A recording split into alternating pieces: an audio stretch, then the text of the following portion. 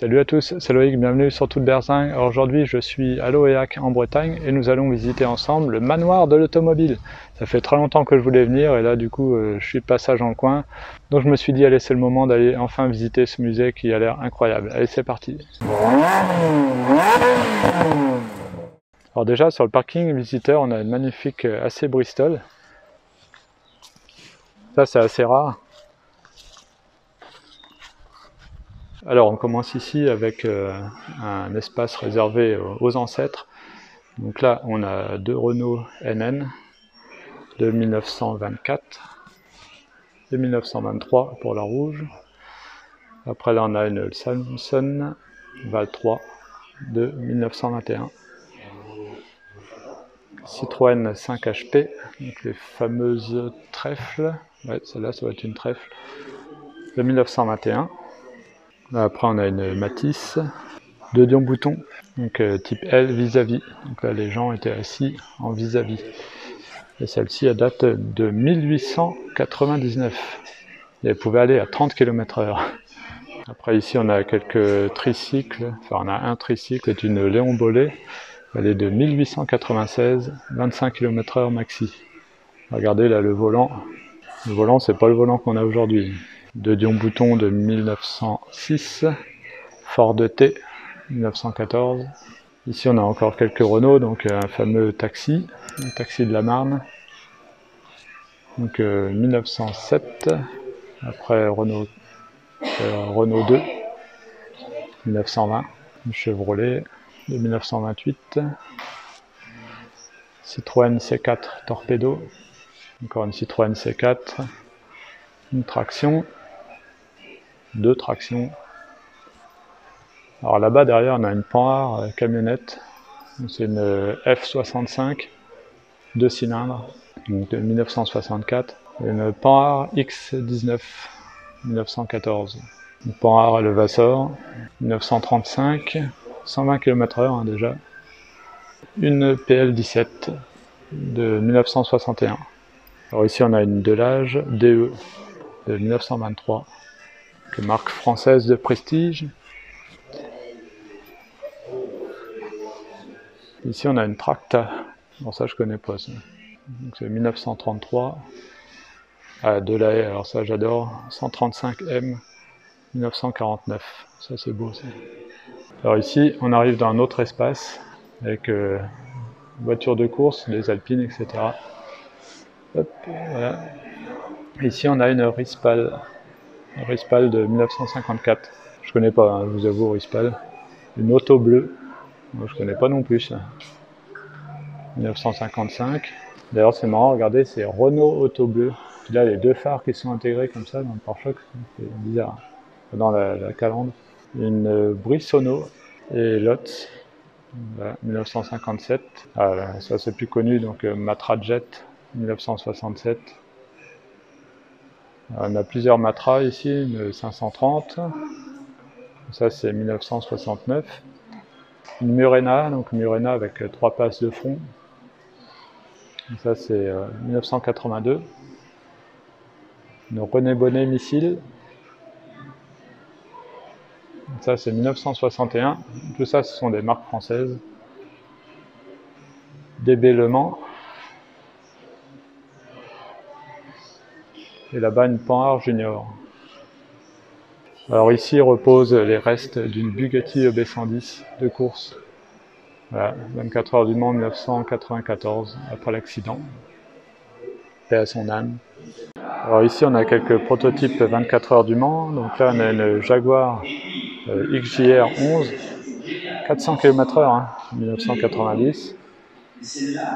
À côté on a une Peugeot 908 HDI, donc moteur diesel. 24 heures du Mans là aussi. Aston Martin DB7 Le Mans. C'est plus bodybuildé par rapport à une Aston Martin DB7 standard. Hein. Alors Panhard CD 1963. Une DB HBR5 1960. UMAP 1958. Une Marathon Corsair René Bonnet encore ici. Une Pan A. Ici on a une Xantia Rally. Alors là on a les Matra Murena Rally, j'avais jamais vu ça. On a une Ford Escort. Porsche 911 Rally. Une BX Rally. Et là une Audi Quattro, là par contre ça rigole plus. Alors ici nous avons la DS3 de Sébastien Loeb. Une Renault JP4, une 4L cabriolet, 2 places. Alors ici nous arrivons dans l'espace Lamborghini. Alors là il y a du lot, hein. Franchement là c'est top. On commence ici avec une Diablo de 1991. Alors celle-ci vraiment c'est une voiture que j'adorerais acheter. Je le dis à chaque fois mais là vraiment j'adore la Diablo. Celle-ci c'est une des premières générations. Après là on a une Countach, une LP400 1982. Là on a une Jalpa 1986, donc c'est un V8 de 255 chevaux. Pas très connu les Lamborghini Jalpa. À un moment ça valait pas grand chose, mais là les cotes ont pas mal monté. Je la trouve belle, j'aime bien. 255 chevaux hein, pour le V8 quand même. Là. Après ici nous avons une Miura. Donc ça, Miura, voilà, hein, les premières voitures avec, enfin une des premières voitures de sport vraiment, comment on va dire, commercialisées, enfin homologuées route avec moteur en position centrale arrière, le V12. Donc ici c'est une Miura S 1970. Ici nous avons une Espada. Alors voilà, on aime ou on n'aime pas le design. En tout cas c'est une 4 places, donc c'est vraiment typé GT avec un coffre encore à l'arrière. Et à l'avant là on a un V12, hein, le même V12 qu'on a dans la Miura justement. 350 chevaux pour celle-ci et 1975. On a vraiment toutes sortes de Lamborghini, c'est ça qui est top. Là on a une Jamara. On en voit rarement hein, sur les rassemblements. Donc V12 en position avant. Et 350 chevaux, elle est de 1974.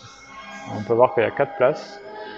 Donc on peut dire que c'est l'évolution de la Spada, hein, avec des lignes un peu plus taillées à la serre.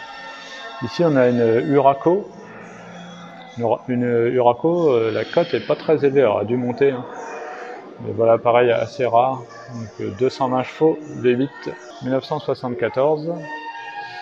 Après ici nous avons une Islero, alors je vais essayer de vous la montrer un petit peu sur le côté. C'est 1969 avec un V12 320 chevaux, hein. Toujours des puissances énormes hein, pour l'époque. Après on a une Miura encore, hein. Voilà, 1966, celle-ci 300 km/h hein. À l'époque, en 1966, vous imaginez quand même, c'est énorme. Et là on a le tout premier modèle Lamborghini, donc c'est la 350 GT, avec un 12 cylindres déjà, 325 chevaux. Donc de 1965. Alors là on a un bateau de course avec deux V12 Lamborghini à l'arrière, un truc énorme. Et du coup là la puissance totale, donc ça fait 1560 chevaux. On a 2 fois 780 chevaux. Alors ce qui est top aussi c'est qu'ils ont reconstitué des anciens ateliers, du vieux matériel, ça c'est génial. 4 chevaux. Donc voilà les anciens ateliers. Tous les placards, c'est vraiment typique. Toutes les enseignes. Hein. Voilà, encore ici. Alors ici, nous avons la chapelle des moteurs. On va aller prier dans la chapelle des moteurs. On va aller se recueillir. Il y a même des vitraux. Voilà, la chapelle des moteurs. Même un moine. Donc là, on a tout un tas de moteurs. Hein. Assez vieux.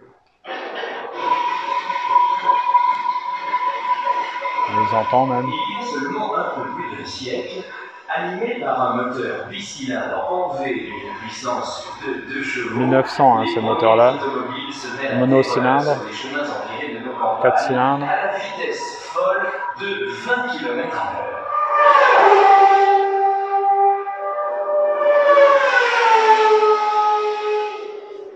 6 cylindres. Aujourd'hui, elle fonce à 400 à l'heure, propulsée par leurs 800 chevaux poussés à l'extrême. Là, on a un moteur Ferrari, là, un 6 cylindres d'une Dino, un V6. Il est petit, hein. Là, on a un énorme moteur Renault, 40 chevaux, 1924. Un 6 cylindres. Là, on a une très belle salle avec des miniatures.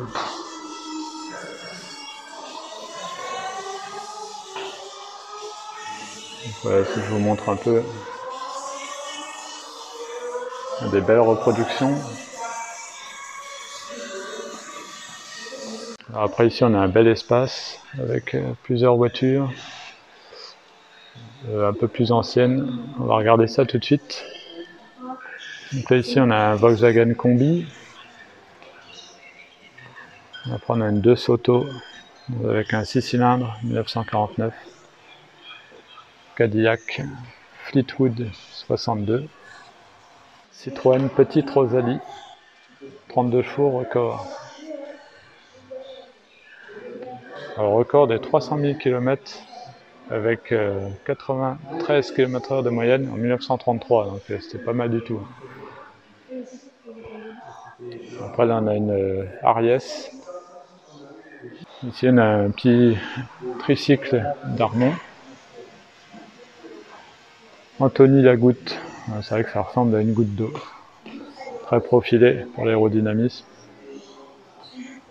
2 cylindres, 28 chevaux, 95 km/h. Ici nous avons une Cadillac Fleetwood, mais pas n'importe laquelle, c'est celle qui a appartenu à Géa Nasser, donc président d'Égypte. Là on peut voir qu'il est encore dans le fond là-bas. Ici on a une Cadillac V16. Alors V16 parce qu'elle a un V16, enfin 16 cylindres, donc sûrement en V. 160 km/h, 195 chevaux, ça fait pas beaucoup hein, pour un 16 cylindres. Mais bon, on était en 1939. Après à côté, on a une Packard Patrician 400 avec un 8 cylindres là aussi.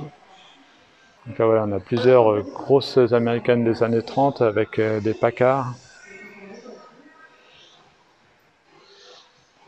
Une Lafayette 1922 là pour le coup, 115 km/h ça, hein, avec des 8 cylindres. Après on a une Rolls-Royce, une Phantom 3 de 1938, 180 chevaux, avec un V12, enfin un 12 cylindres en tout cas, non peut-être pas en V là, parce que c'est assez long, quoique. Rolls-Royce Phantom 2, avec un 6 cylindres de 1930. Après on a une Renault, c'est une Reinstella, je suis pas sûr de bien le prononcer, avec un 8 cylindres. Donc en fait c'est l'époque où, voilà, avant-guerre, il y avait, Renault faisait des voitures qui équivalaient aux Rolls, quoi. Enfin, c'était vraiment des voitures de luxe.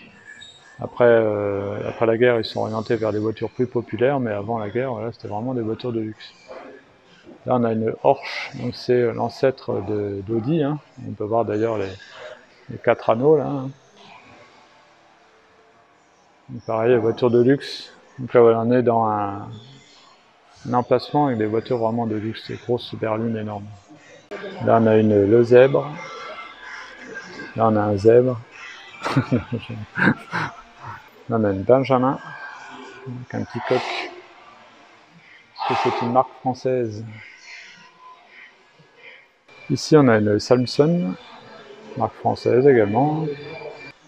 Là, je crois que c'est une Amilcar, 1922. On a même du matériel agricole. Là, on a un tracteur Lanz avec un monocylindre. Ça, j'adore les vieux tracteurs en monocylindre comme ça fait un de ces bruits. Et donc, le tracteur entraîne une courroie pour faire tourner une batteuse. Donc, en fait, voilà, ça servait à. On emmenait les gerbes de blé dedans et on récupérait le grain ici. Voilà, ça battait ça comme ça. On a un autre tracteur ici. Et de l'autre côté, on a une voiture que j'adore, c'est une Tatra, c'est une marque tchèque. Et en fait, ils faisaient des voitures vraiment atypiques, avec un 8 cylindres, mine de rien. Celle-ci est de 1950. Et le moteur, il est à l'arrière. On a un 8 cylindres à l'arrière ici. On peut voir qu'il y a une prise d'air hein, pour aller refroidir le moteur là derrière. C'est vraiment des voitures très atypiques. Et de luxe, hein, mine de rien. Hein. Ouais, donc c'est des voitures assez rares, à forme atypique, j'aime bien. À côté, on a une deuxième Tatra. Celle-ci, c'est une 603. L'autre, c'était une Plan 600. Pareil, un 8 cylindres, 105 chevaux, 1968. On voit qu'elle est un petit peu plus moderne, celle-ci. Il y en a qui ont un gros feu à l'avant, là. Celle-là, elle l'a pas, mais... Alors, une Tatra, encore, beaucoup plus moderne, celle-ci. D'ailleurs, je connaissais pas. Pareil, toujours un 8 cylindres. 123 chevaux, elle est de 1991. C'est une 613 3. Ah bah encore une Tatra, dis donc. Celle-ci est à restaurer. Hein. Ah non, c'est pas une Tatra, non, ça ressemble beaucoup. C'est une Adler Autobahn T10 avec un 6 cylindres. Alors ça, je connaissais pas du tout, hein, mais j'aime bien la forme, c'est original. À côté, on a une Rolls-Royce Silver Spirit 1983 avec un V8. Après, on a une Bentley S3 de 1964 avec un 8 cylindres également. Après, nous avons une Jaguar Mark 7. Donc, la Mark 7, c'était du lourd. Hein. On peut voir que c'est pratiquement l'équivalent d'une Rolls. Très grosse voiture, grosse berline de luxe, équipée d'un 6 cylindres. À côté, nous avons une Hotchkiss 680, encore une marque de luxe, 6 cylindres, en ligne, 80 chevaux, 1939, 140 km/h. Après, à côté, on a une Talbot Fulgur, 8 cylindres. Donc, les Français, avant la guerre, faisaient vraiment des voitures incroyables, hein, des voitures de grand luxe. Hein. Donc, 72 chevaux, 130 km/h, 1930. Une Talbot encore à côté, une M75C. On peut voir que c'était vraiment l'équivalent des Rolls hein, à l'époque. Ici, on a une Talbot T15, donc là, c'est une voiture déjà un peu plus sportive, avec un 6 cylindres, 1939. Et ici, une Talbot 13 EXP de 1959, 95 chevaux. Je vais vous montrer le design de celle-ci, est assez sympa. Voilà. Après, ici, on a un Tipache, la boucherie, constituée là. Après, on a un camion de pompier ici. Après, on a un Citroën. Voilà, des Renault. Fruits et légumes, etc. C'est vraiment sympa. Entreprise de maçonnerie. Et là, c'est un Peugeot, service après-vente. Ici, nous avons plusieurs Peugeot. Donc, on a une 203, 403 et 404. Allez, là, on est dans un coin sympa encore. Là, on a une Nicetta. Bon, c'est pas le mieux, mais là, on a une Fiat Dino. Donc, moteur Ferrari dedans, V6 Ferrari. Donc, elle est de 1967. Et après, on a une rare Venturi 260. Alors, celle-ci, c'est une SPC, je dirais. Ah bah, c'est châssis 001 en plus. Donc, 260 pour 260 chevaux, 1989. Donc, c'est une marque française. Venturi, qui ont fait des voitures pour concurrencer Ferrari, etc. Et l'avantage, c'est que l'intérieur est vraiment luxueux, avec du cuir, du bois, etc. Après, à côté, une voiture que j'adore, une De Tomaso Pantera GTS. Ça, j'adore. Avec un V8. Magnifique, hein, De Tomaso. Ah, et alors là, on a une voiture incroyable. Ferrari 250 GT Berlinetta. Bah là, il y en a pour plusieurs millions d'euros, là, devant nous. Donc 280 chevaux en V12, 1960. Après, on a une 308 GTB, 1982. 308 GTB là aussi, avec une carrosserie en polyester. Ah là, j'adore, là, une DB 512.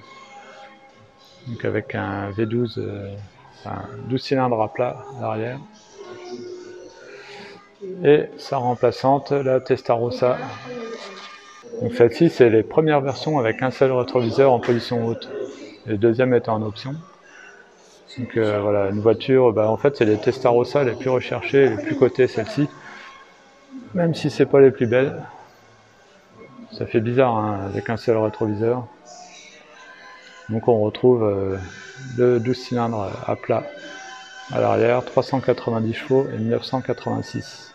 Alors ici on a quelques petites voitures sympas. Donc là on a une Vespa 400.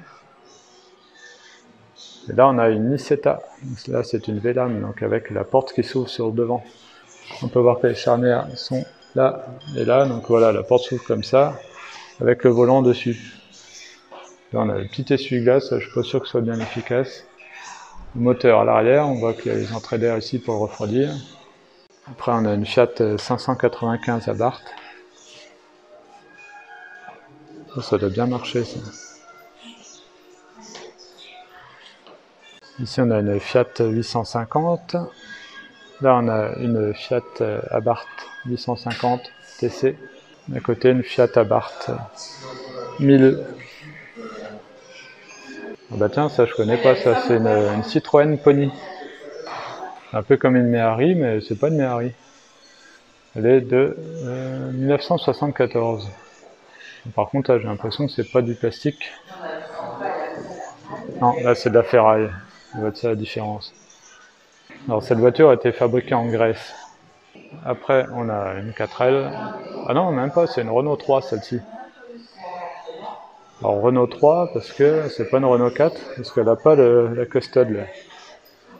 Bah, ça c'est rare hein, de voir des Renault 3. Donc c'est vraiment les toutes premières, hein. Celle-ci 1962, 90 km/h. Après on a une Simca ronde, coupé grand large, Renault 10 Major, Renault 16 TS, c'est la version on va dire plus ou moins sport, Renault 14, donc la fameuse Poire, 1978. Alors ici on a deux 205, donc une GTI et une CTI, donc CTI c'est la version cabriolet. Après on a une 304 cabriolet, 504 cabriolet, 204 cabriolet, 404 cabriolet, 403 cabriolet, on va toutes les avoir, hein. 203 cabriolet, 202 cabriolet, et 402 Eclipse. Alors l'Eclipse, hein, c'est une des premières voitures coupées cabriolet. Donc là on a un toit en dur qui est planqué là-dedans, là, qui se déploie. C'était vraiment une des toutes premières, et regardez, elle est hyper élégante hein, cette voiture. Après on a une 302 cabriolet. Alors ça j'adore, les feux comme ça à l'avant, enfin à l'avant de cette voiture j'adore. 601, 301, 201. Plus ça va, plus on arrive vers des voitures anciennes, hein. Là on arrive à 1930 avec cette 172 BC. Et là une Peugeot quadrillette type 172 1923. Après on a des voitures amphibies, donc là on a une hydromobile avec un 8 cylindres hein, quand même, 1942, 120 km/h sur route et 45 km/h sur l'eau, avec la grosse roue devant là. Après une Amphicar, Obicar. Celle-là est marrante, une Samsung avec un moteur électrique. Alors l'histoire de cette voiture est assez marrante parce que en fait c'est une personne qui a transformé cette voiture elle-même en voiture amphibie, parce que pendant la Seconde Guerre mondiale, il voulait pouvoir traverser la Seine pour rejoindre sa fiancée, au cas où les ponts seraient bombardés. Donc voilà, une voisin, ça c'est pour les militaires. Ah tiens, c'est marrant, on a une Poncin. Ah ça c'est trop marrant ça, une Poncin. Regardez, hein, il n'y a pas de volant, hein, c'est les manettes. Poncin VP 2025. 1985, 6 km/h sur l'eau et 55 km/h sur la route. Là on a une Croco, moteur rotatif, Wankel, Jeep GPA. Jeep Willys, la fameuse Jeep Willys. Bon, là on n'est plus dans l'amphibie, hein. Je crois que ça passe probablement partout. Dan Gaz 67. Alors ici nous arrivons sur la ligne de départ de Formule 1 qui a été reconstituée. Regardez-moi, c'est magnifique cette vue, hein. Les voitures sont vraiment mises en valeur, c'est assez impressionnant. Donc on va faire un petit tour. Donc là on a une Renault, donc c'est une Benetton Renault là, des années 90 je dirais, ouais, 97. C'est Jordan Peugeot. Après on a une Lola. Je passe rapidement, hein, une Ligier. Là on arrive dans les voitures plus anciennes, hein, AGS 1986-1987. On peut voir l'évolution un peu. Là c'est une McLaren d'Alain Prost et Rosberg. Donc là on est en 1986. À l'époque il y avait des bons vieux moteurs, hein. Une Renault 1985. Là on a une Osella. Là après on a une AGS. Alors, de l'autre côté on a une Williams Renault. Après on a une Prost Peugeot.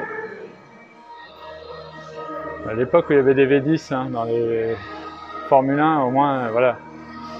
Là on a une Larousse, moteur Lamborghini. Hein. Après on a une Ligier, AGS. Ah, celle-ci j'adorais, elle était magnifique. Une camel comme ça.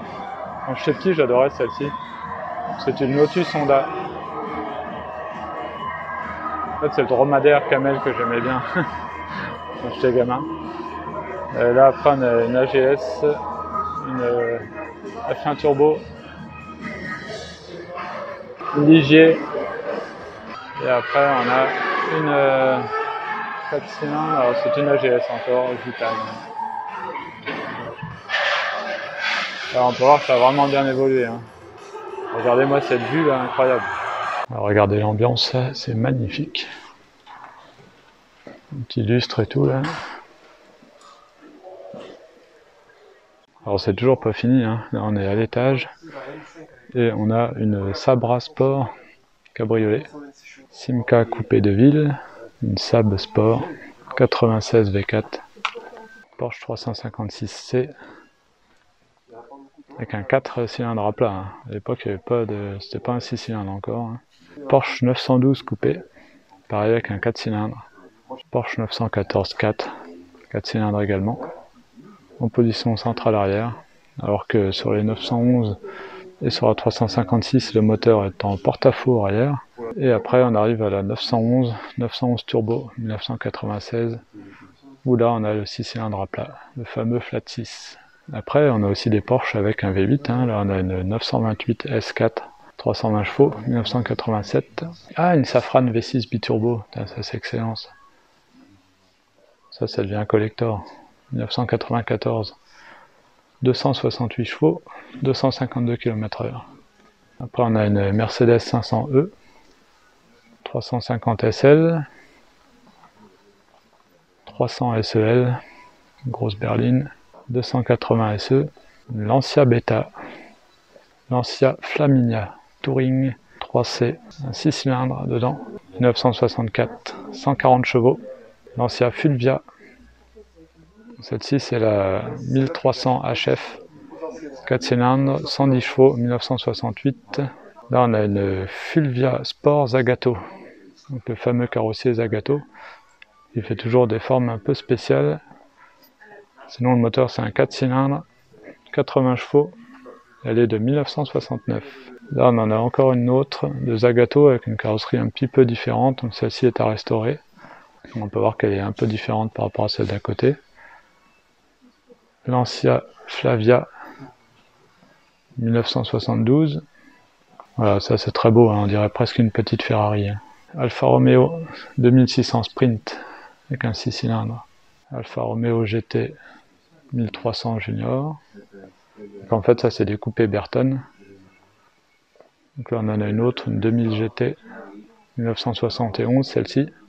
Alfa Romeo Montréal, dessiné par Berton, ça c'est magnifique aussi, ça. Avec un 8 cylindres. 1972, 200 chevaux. Et Alfa Romeo GT V6 de 1980, 160 chevaux, avec un 6 cylindres. Ici on a une Maserati Sebring, avec un 6 cylindres de 235 chevaux, 1964. Maserati Mistral, avec un 6 cylindres de 245 chevaux, 1965. Je crois qu'on a toutes les Maserati, là. Tous les modèles possibles. Maserati Mexico, très élégante celle-ci, avec un V8 cette fois, 290 chevaux, 1966. Après on a une Maserati Indy, avec un V8 335 chevaux, 1969. Après on en a deux qui se ressemblent beaucoup là, on a la Bora et la Merak. Donc là la grise c'est la Bora, avec un V8 310 chevaux, 1971. Et là derrière, regardez, on n'a pas de vitre, là où est assise la petite demoiselle. Là. Donc c'est une Merak avec un 6 cylindres ici, alors qu'on a un V8 dans la Bora. Il fait 190 chevaux, elle est de 1972. Après à côté on a la Kamsin avec un V8 280 chevaux, 1979. Et alors là on a un modèle que je connaissais pas du tout, c'est une Kia Lamy avec un V8. Ça ressemble à une Dotomaso Longchamp je trouve. 255 chevaux, 1983. Et là on a une énorme quattroportée de 1996 avec un V8 de 280 chevaux. 3500 GT, GTI même, 6 cylindres de 235 chevaux de 1959.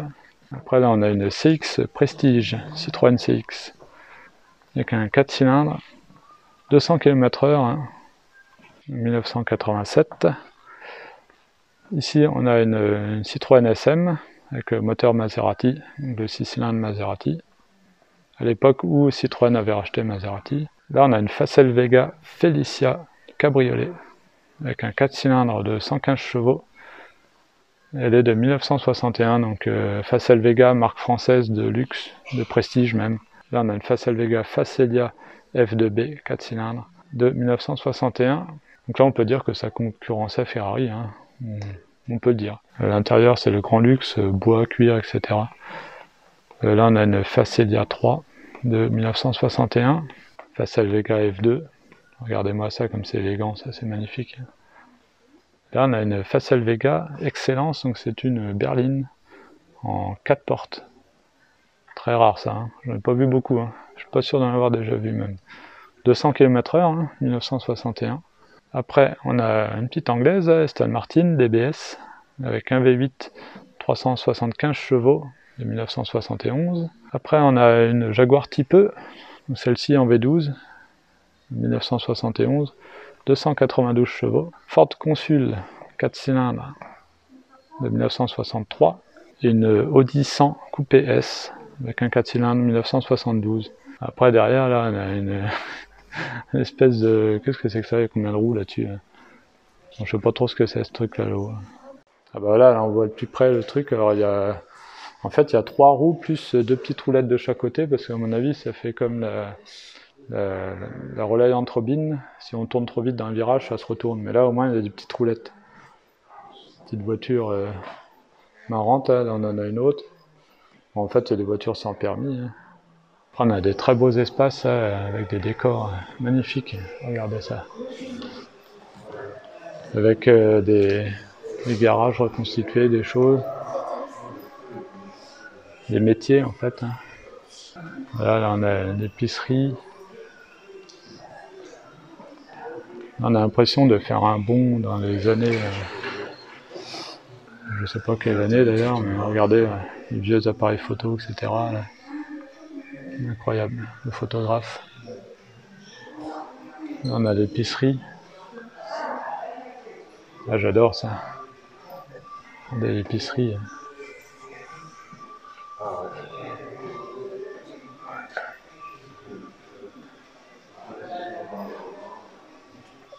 Là on a le réparateur de vélos, de Solex, etc. Après on a les roulottes gitanes, quelques calèches, On a le dentiste. Là, on a la pharmacie. Boucherie, charcuterie. Coiffeur, barbier. On a un corbillard. On se croirait dans Lucky Luke. Il manque plus que le vautour. Alors là, ils sont carrément rentrés un avion. Bon, je sais pas par où, parce que là, je pense pas que ça passe ici. Je pense qu'ils l'ont amené avant de construire le toit. Là, je vois pas comment ça peut être possible autrement. Et après, en dessous, on a quelques vieilles épaves, on va dire. Hein. Ça ressemble à une Ford. Enfin, c'est une américaine en tout cas. Là derrière, je vois un losange, donc je dirais une Renault, mais je reconnais pas trop le modèle. C'est bizarre. À côté, c'est sûr, c'est une Renault. Là, on a une Alpine. Face à le Vega là-bas. Donc voilà, des voitures qui sont à restaurer. Alors, ils ont rentré un avion là-dedans, puis ils ont mis une Formule 1 sur le toit. Là. Ici, nous avons une Trabant Sport, attention, hein, mais c'est un 2 cylindres. Hein. 600 cm3, 23 chevaux. C'est un moteur 2 temps. 1989, une Trabant. Ça n'empêche qu'elle est belle, hein, moi je la trouve sympa. Ici, on a un atelier où ils fabriquent des roues de char. Enfin, de char, parce que c'est un charron, ça s'appelle de charrette en fait. Là, on a fromagerie, la laverie. Après, on passe encore dans un autre hall. Là, on a un buggy monoplace France Loto. Donc ça doit être pour le. Enfin, c'est sûr, même c'est pour Paris-Dakar. Buggy Paris-Dakar. Là, on a un Lada Porsche. Enfin, c'est un Lada Niva amélioré en fait de rallye. Là, Paris-Dakar également, on a un Volkswagen Race Touareg. Renault 18 Paris-Dakar, et oui. Il n'y a pas que des voitures qui font rêver pour faire le Paris-Dakar. Là, on a une 504 coupée. Et là, on a des Hommel. Donc là, on a plein de Hommel et c'est normal puisque le musée appartient à Michel Hommel, qui est le créateur de la marque Hommel, évidemment.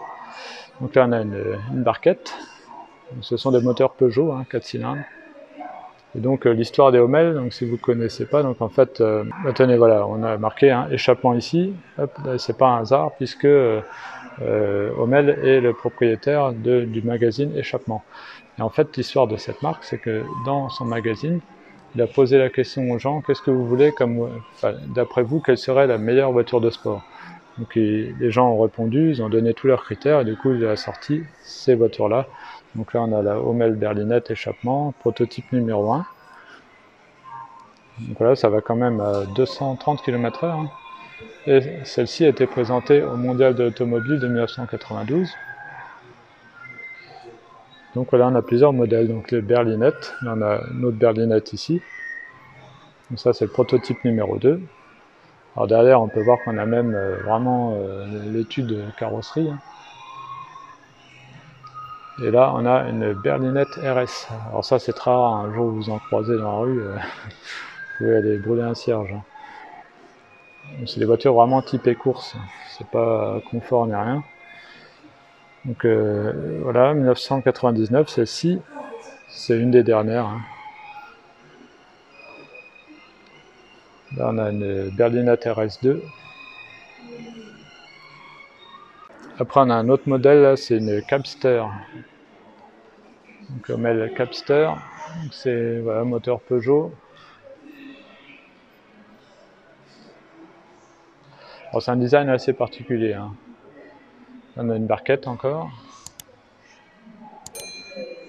Celui-là, il a fait un record du monde en solitaire, on voit qu'il n'y a qu'une seule place. 100 000 km en 94 jours avec cette voiture. Après, là, on a une barquette échappement, donc encore un petit peu modifiée, hein, enfin, encore un peu différente. Celle-ci n'a pas été commercialisée. Et là, bah tiens, on a une Z3 4 cylindres comme la mienne. Sauf que la mienne fait 140 chevaux, celle-ci fait 115 chevaux, mais sinon c'est quasiment la même. Équipée d'un hardtop pour celle-ci. Après là on a des BMW 2002 pour celle-ci, une 2000, 1967, Ford Capri, Ford RS 2000, RS 2000 série 1. Ah, une Cortina Lotus. Ça, c'est sympa, ça. Ah bah là, sympa aussi, une Talbot Lotus. Là, on est vraiment dans les Young Timers. Hein. Là, on a une Golf GTI, première génération. AX GTI Turbo. Donc ça, c'est des voitures qui sont vraiment en train de prendre de la cote. Hein. Ou qu'on n'ont pas encore pris, mais ça va pas tarder. 104 ZS, c'est des voitures sportives, version sport, voilà, de la 104. Simca Rally 3, Simca Rally 2, Simca Rally 1, je n'ai pas pris dans le bon ordre. Simca 1000, on a une Opel Kadett GTE, Triumph TR4, Triumph Spitfire, Austin Cooper, la petite mini, Simca 1200S et Simca 1000 coupé. Ici on a une CG coupée de 1972, équipée d'un 4 cylindres, 85 chevaux, marque française. Une NSU, marque allemande, 1970. Alors NSU là-bas, alors particularité de la NSU là-bas, c'est qu'elle a un moteur rotatif. C'est une Aero 80, moteur Wankel, donc l'inventeur du moteur rotatif. Encore une NSU, une coupée sport. Alors là, on a une Renault 5 Turbo, Renault 5 Alpine, R8 Gordini, plusieurs R8 Gordini, hein. Renault 12 Break là-bas, R12 Gordini, Renault Caravelle, Floride, voilà, si vous ne savez pas trop faire la différence entre les deux. Donc, la Floride fait 40 chevaux, 1962, et la Caravelle, elle fait 54 chevaux, 1966, donc elle est un peu plus récente. Dauphine Gordini, ça c'est rare, c'est beau ça. Dauphine aussi, là. Donc la Dauphine Gordini, c'est un 0,8 litres, 40 chevaux, 1966. Là on a une 4 chevaux, là, toute mignonne, j'aime bien. Après de l'autre côté on a une Lotus 7. Bon, généralement on voit des Caterham. Les Lotus c'est vraiment la première voiture sur laquelle se basent après les Caterham. Hein. Les Caterham sont des répliques de Lotus 7 finalement. Voilà, l'original c'est celle-ci. Lotus Elan, petite voiture qui coûte pas très cher aujourd'hui.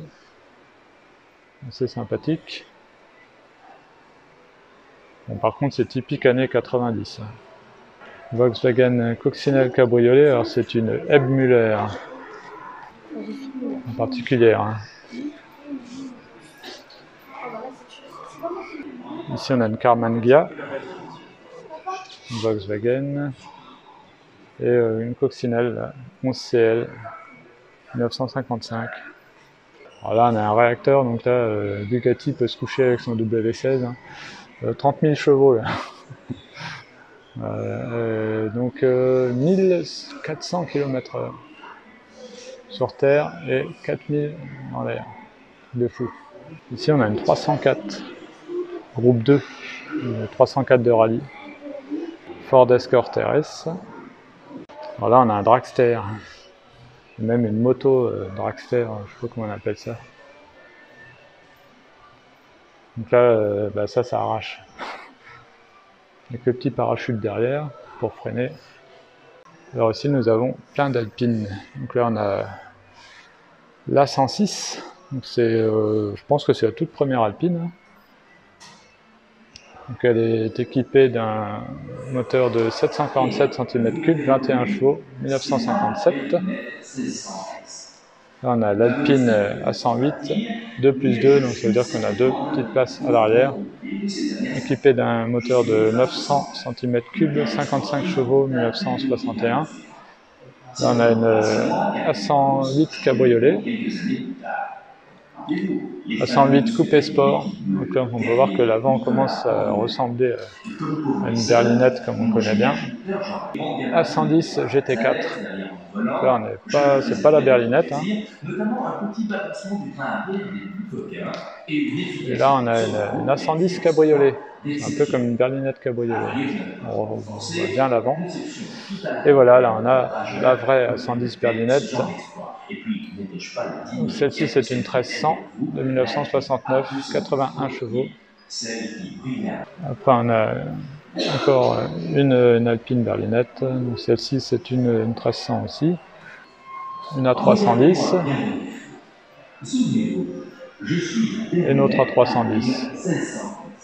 Donc là, on a en V6 et ici en 4 cylindres. La nouvelle Alpine A110. Alpine 110 berlinette, donc celle-ci c'est une 1600S A210. Et après on a quelques barquettes 24 heures du Mans, donc d'endurance en tout cas. Donc là on a une Courage C41, Courage C36. Bon bien voilà pour cette visite du manoir de l'automobile ici à Loyac en Bretagne. Vraiment un super musée, hein, je vous le conseille vraiment, il est énorme déjà, il est magnifique dans un cadre vraiment très joli. Les voitures sont vraiment bien mises en valeur, il y a des modèles vraiment d'exception et très rares, donc vraiment franchement je vous le conseille.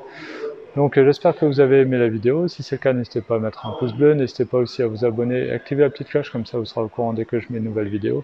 Et on se retrouve à très bientôt sur Toute Berzingue, allez salut!